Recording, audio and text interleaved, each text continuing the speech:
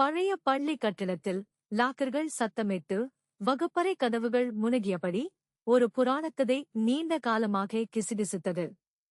பகை குடும்பங்களைச் சேர்ந்த இரு மாணவிகள் தங்கள் காதல் ஆபத்தை பொருட்படுத்தாமல் ஆழமாக காதலித்து வந்ததாக கூறப்படுகிறது. காதல் கடிதங்களையும் திருடப்பட்ட பார்வைகளையும் பரிமாறிக்கொண்டு அவர்கள் ரகசியமாக சந்திப்பார்கள். அவர்களின் இதயங்கள் ஒன்றாக துடிக்கின்றன. ஆனால் அவர்களது குடும்பத்தினர் ஒருபோதும் ஏற்றுக்கொள்ள மாட்டார்கள். மேலும் அவர்களின் காதல் தடை செய்யப்பட்டது என்பதை மாணவர்கள் அறிந்திருந்தனர். அவர்கள் அதை மறைக்க முயன்றனர். ஆனால் பள்ளி சிறியதாக இருந்தது. வதந்திகள் விரைவாக பரவின. நாட்கள் வாரங்களாக மாறியதும் மாணவர்களின் காதல் வளர்ந்து கொண்டே சென்றது. ஆனால் அவர்களைச் சூழ்ந்திருக்கும் ஆபத்து தீவிரமடைந்தது. தங்கள் குடும்பத்தினருக்கு தெரிந்தால் அவர்கள் வலுக்கட்டாயமாக பிரிக்கப்படுவார்கள். அவர்களின் காதல் அழிக்கப்படும் என்பதை அவர்கள் அறிந்திருந்தனர்.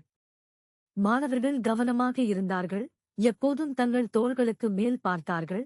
ஆனால் அவர்கள் உணர்ந்த விதத்தை அவர்களால் உதவ முடியவில்லை. அவர்கள் ஒருவரையொருவர் ஈர்த்தார்கள்.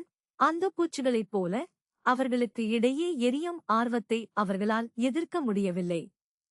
மாணவர்கள் தங்கள் காதலை வாழ வைக்க போராடுவதும் அவர்களது குடும்பத்தினர் அவர்களை துண்டாட போராடுவதும் என பள்ளியே போர்க்களமாக மாறியது.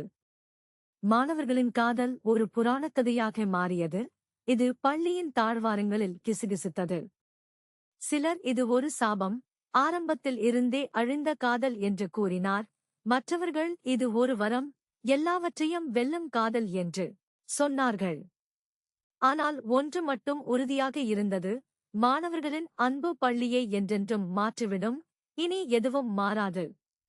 பின்னர் இரண்டு மாணவர்களும் சண்டையிடும் குடும்பங்களைச் சேர்ந்தவர்கள் அல்ல. ஆனால் உண்மையில் ஒரே நபர்.